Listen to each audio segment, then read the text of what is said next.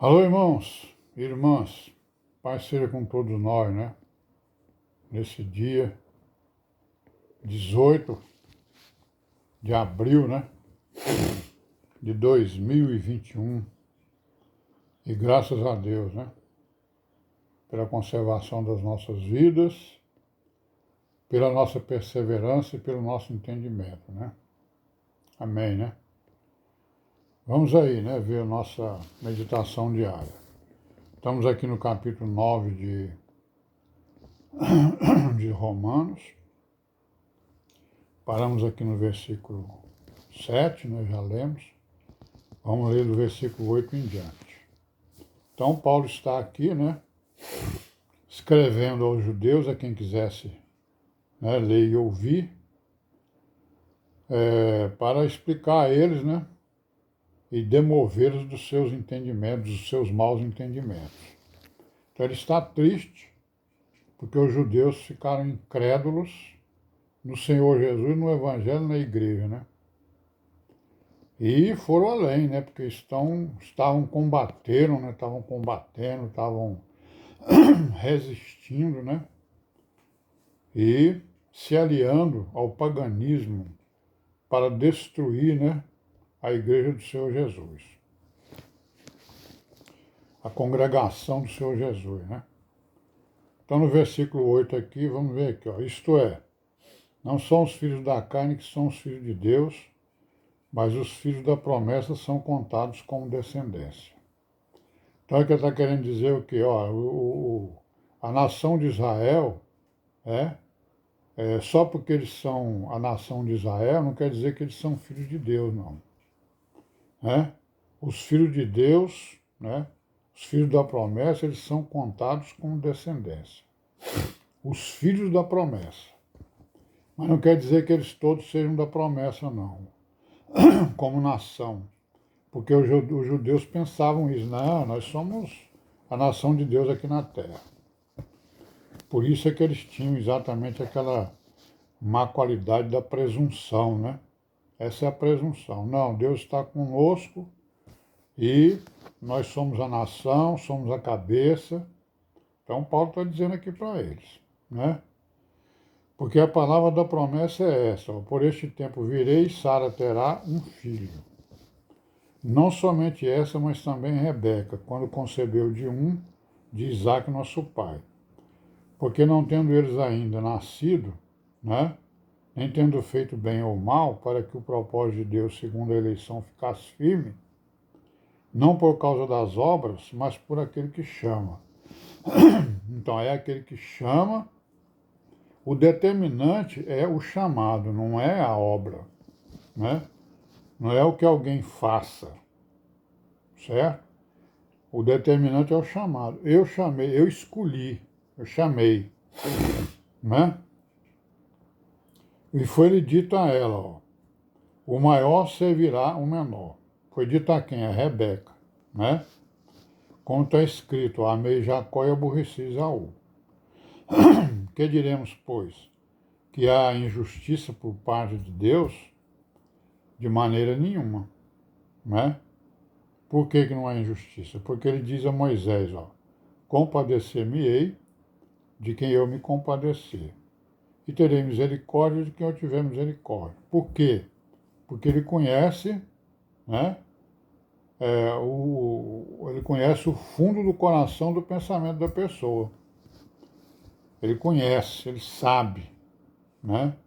O que realmente a pessoa tem no seu coração. Assim, pois, isso não depende do que quer, ó, então, nem do que corre, mas de Deus que se compadece, que escolhe, que se compadece, né? Não depende da obra, né, que alguém possa fazer. Porque diz a Escritura a Faraó, para isso mesmo te levantei, para que em ti mostrasse o meu poder, e para que o meu nome seja anunciado em toda a terra. Então ele escolheu o Egito, escolheu o Faraó, né, que era, digamos assim, a nação líder daquela época, né? Era o império que mandava no mundo, que tinha toda a sabedoria, toda a força e tal. Então ele escolheu, né, essa nação para mostrar a eles, né, e ao mundo o seu poder, né? Destruiu todos os seus deuses com aquelas pragas, né? Cada praga daquela era para destruir um deus, né? Eles tinham um deus lá que era uma rã, né? Então a praga da rã foi o quê? Vocês não querem um deus como rã?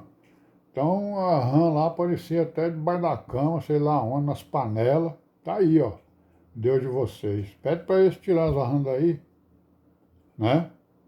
Dando um exemplo, né, irmãos, das rãs, né?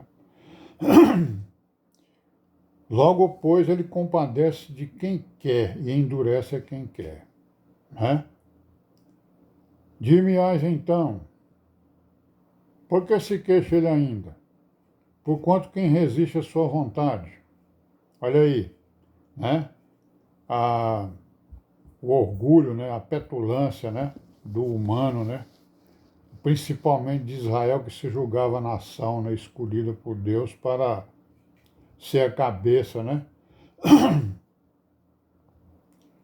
Aí alguém deve ter perguntado, né? Por que ele se queixa então disso aí? Se é tudo ele que determina, é ele que endurece, ele que compadece, não adianta correr, não depende, não adianta não depende do que corre. Não é a palavra, não adianta, não depende. Então por que ele se queixa? E quem então vai resistir à sua vontade, né? Aí no versículo 20 o Paulo diz, mas ó homem, quem és tu que a Deus replicas? Olha aí. Porventura a coisa formada dirá ao que a formou. Por que me fizeste assim? Né? Ou não tem o oleiro poder sobre o barro, para que da mesma massa fazer um vaso para a honra e outro para a desonra?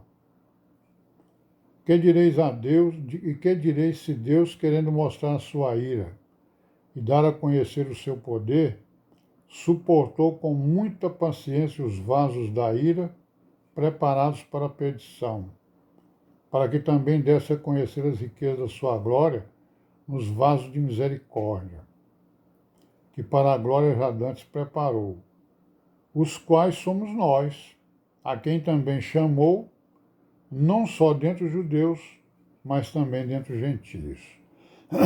Né? Porque Deus conhece a consciência de cada um, conhece o fundo dos corações de cada um. Então está aí o Paulo, né, falando e justificando aos judeus por quê, né? Por que estão acontecendo essas coisas? Que eles, na verdade, eles foram endurecidos, né? Aí ele vai dizer por quê. Aí como também diz em Oséias, ó, chamarei meu povo ao que não era meu povo, e amada a que não era amada. Os judeus recusaram, né? Eles foram endurecidos e recusaram, não se humilharam. Então, o Senhor voltou-se para os gentios, né? Para as nações que não o conheciam, né? Não é isso? Sucederá que no lugar em que lhe foi dito, vós não sois meu povo, aí serão chamados filhos do Deus vivo. Também Isaías clamava, né? Acerca de Israel. Ainda que o número dos filhos de Israel seja como a areia do mar, o remanescente é que será salvo.